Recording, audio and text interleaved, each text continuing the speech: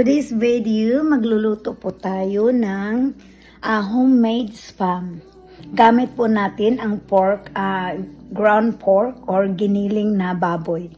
Ito na po mga kapatid, pakita ko sa inyo ang ingredients. Ito po yung ano natin. Ito yung ingredients po natin. Itong ano ko, yung giniling ko, ground pork is more than 1 kilo po ito. Kasi more than ng 1.5 pound.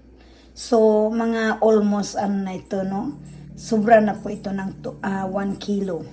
So pinasobrahan ko na lang, tapos i-adjust ko na lang yung ingredients po niya. So usually 1 kilo of ground pork, and then patis is 4 tablespoon, fish patis, fish sauce, and then 1 teaspoon of white pepper. Ang gamit ko po, wala po akong white pepper, so black pepper na lang po ang gamit ko. 1 teaspoon of black pepper. Medyo pinasobrahan ko konti kasi nga more than 1 kilo po ang meat ko. So ito po yung pink salt. Ito po yung pink salt, pang ano natin, ano? So yan po ang nakakatulong para mag-cure ang ating meat. 1 teaspoon lang po ito, yung pink salt ko. And hindi ko na pinasobrahan, dapat pasobrahan ko more than 1 kilo kasi. And then ito, white sugar po. Ang white sugar po natin ay 1 tablespoon po ang white sugar natin. Pinasobrahan ko rin konti kasi more than 1 kilo po. So yan po, ito yung cornstarch natin, 4 tablespoon. And then 1 cup of cold water. Nilagyan ko po ng ice kasi hindi ako agad magmi-mix agad. Para matutunaw siya pa, para malamig. So yan lang po ang ingredients natin today. So imi-mix na po natin ano po. Ito na po ang ano natin. Imi-mix muna natin yung yan, ito ang gagamitin ko po ano. Ayaw kong magmi-mix ng kamay ko kasi nga napuputol yung kuko ko. Mahaba kasi yung iba eh. Kaya nasisira na yung kuko ko. Kaya ito po. Ang una po natin ilalagay ano po, ano. Paghaluin na po natin. Una yung ano, yung ito. Yung i-mix lang po natin lahat. Ano po? Lahat ng ingredients po i-mix po natin. Black pepper or white pepper pwede. Kasi wala akong white pepper eh. Dapat white pepper. And then yung patis po. Patis. Yung iba naglalagay sila ng oil pero may taba na kasi yung oil natin. Ano po? Ano yung baboy? Ano po? Pink salt. Yan po. Mix na natin. All ingredients. And then yung ito rin, cornstarch. Yung iba binubukod nila paglalagay. Pero ako lahat-lahat na po natin. Ano po? Kamay sana eh, maganda eh. Dapat kamay eh. Ayokong ano, yung kamay ko kasi mga kapatid eh. Diba? Pero kung gusto nyo matamis-tamis yung spam ninyo, dagdagan nyo ng sugar po. Ano po? Maganda ito, wala tayong preservative. Ano? Alam natin kung anong nilalagay natin. Ano, imimix na lang natin ng ano ito. Dali lang, hay, bababa ko. Ayan na po.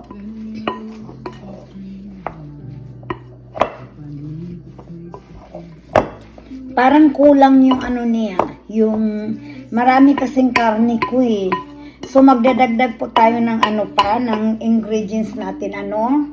Kunting ano na lang muna, dagdagan natin ng sugar. Kasi naparami yung meat ko talaga. Dapat 1 kilo. Ay ayoko nang maglalagay pa ng ano po, ano. Lagyan na natin, dagdagan lang po natin, ano, no. Kunti lang. Black pepper. And then, ano, ng yung pink salt din. Dagdagan din natin ng konti. Maglagay tayo ng konting pink salt. Ano po? 1 teaspoon lang kasi yun eh.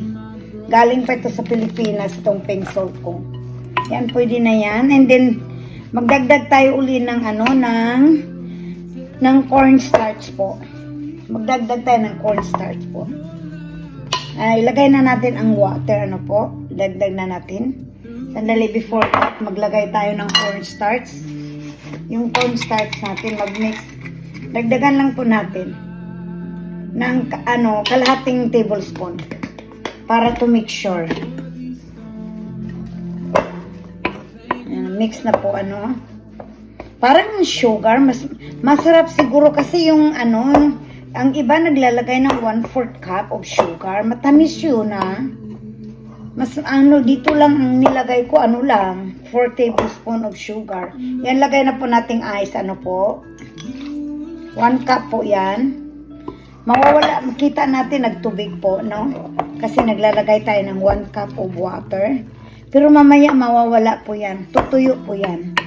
Kasi yung pink salt, yun ang dahilan kaya tumutulong po, nag-cure yung natin, yung meat po natin. So yan po. Haluin lang natin ang haluin. Hanggang ang texture niya, maging lumalapot siya at saka pumuputla po. Tapos pag pumuputla na, and then okay na yun. Makikita natin po na okay na siya. Pag maputla na, pwede na natin, at saka malagkit pati. Malagkit ang texture niya, and then maputla ang karne. So hindi pa po ito. Hindi po ito really po. Magdagdag po tayo ng sugar kasi parang kulang ito sa palagay ko. Yan po guys. Balik po tayo, halo po. Tiyaga lang talaga maghalo tayo hanggang lumalapot ito at pumuputi po. Yan. Mas madali ito kung kinakamay po. Ayoko kasing magkakamay.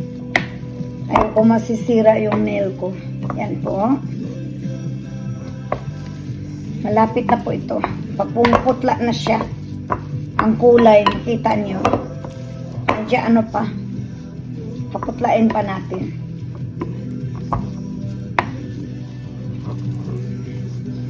Medyo nagdagdag ako ng kunting sugar, po mga kapatid. Kasi sobra ito ng 1 kilo po ang ginawa ko. Makikita naman ninyo, marami di pa po. Sobra 1 kilo. Hindi ko na sayang kasi maglalagay pa ako yung leftover, ilalagay ko pa sa freezer, di ba? Bago itong karne na ito. Bagong bili ko, very fresh. Yan po, madali lang siya. Pwede rin ito pang negosyo ninyo mga kapatid. Paborito ito sa Pilipinas, yung breakfast, di ba? Kumakain yung mga baon ng anak ninyo, morning, with egg, magluto kayo, breakfast, di ba?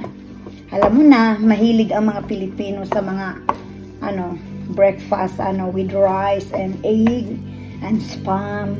Pwede rin babaunin. Itatry ko ito bukas. Ibabaunin ni Bella.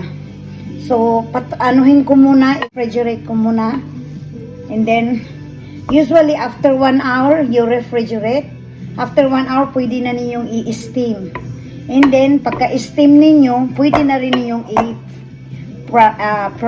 fry. Prito ninyo. Hiwain ninyo kung anong gusto ninyong manipis ba or makapal. Halo lang tayo ng halo, po. Pag na-ready na, ilalagay na po natin sa lanira. May lanira naman ako dyan Tingnan natin kung ilang lanira. Usually, ang 1 kilo sa malaking lanira, 3 siya magawa. 3 lanira po. Okay? Pero baka 4 ang magawa ko. Depende sa laki ng lanira ko. Galing pa sa Pilipinas yung lanira ko. Kasi gumagawa kasi ako ng mga leche plan. Lately, hindi na talaga ako masyadong nagluluto.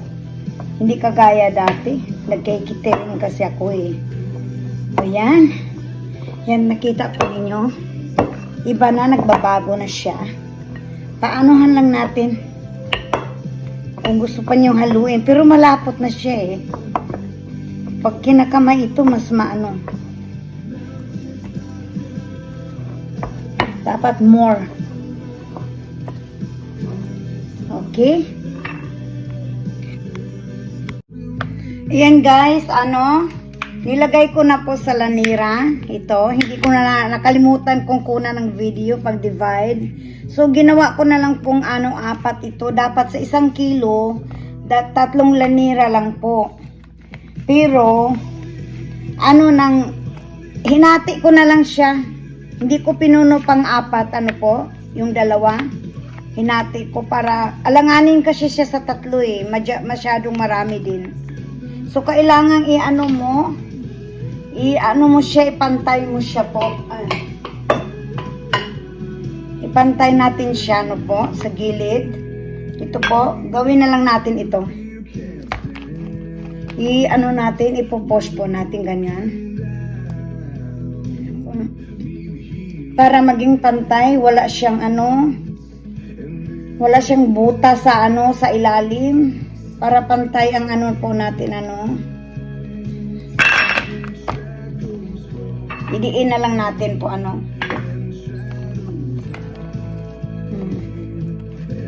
mahaba yung nail ko. Idiin.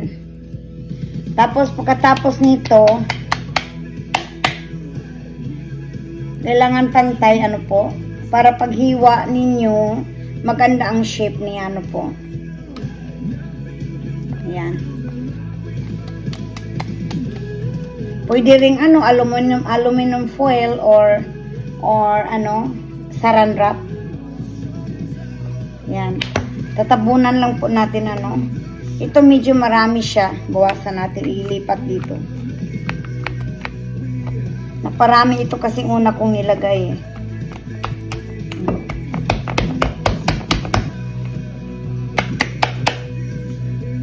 Para maging pantay.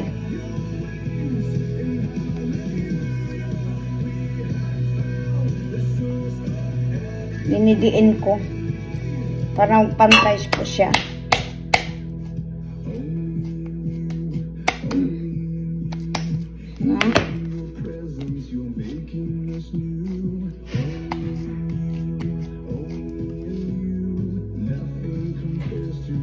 Punta pa ako sa church.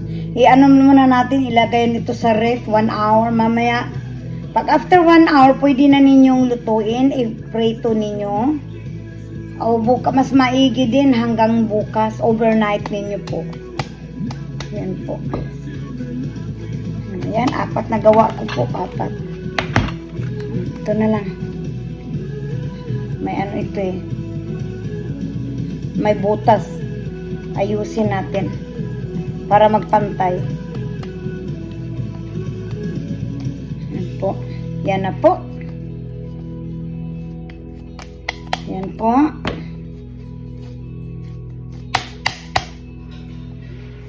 Yan. Pwede na po yan. Yan. Lagyan natin ng takip. Saran wrap. Okay. Yan po. Nilagyan ko na ng nilagyan ko ng saran wrap po. Yan. Ready to steam yan. Po. Gagawa tayo ng 4 na lanira. Yan po. Lagyan ko na ng